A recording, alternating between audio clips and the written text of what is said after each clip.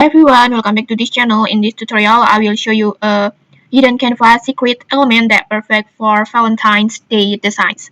This element is called Valentine's Love Icon Set, and yes, it's super cute and update. Okay, let's get started. First, just open your Canva and then just open your designs, and then next just go to Elements, this one, and then just type this code.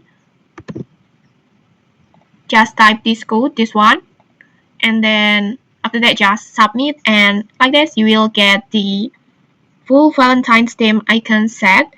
Like there are hearts, gift box, and then lipstick, bows, rings, and many more. It has a cute look like this, and all in the same styles, on all in the red and pink colors like this. And maybe this element set is perfect for Valentine's social media posts or Instagram stories, reels, and then love them poster or flyers and gift card or romantic invitations and many more.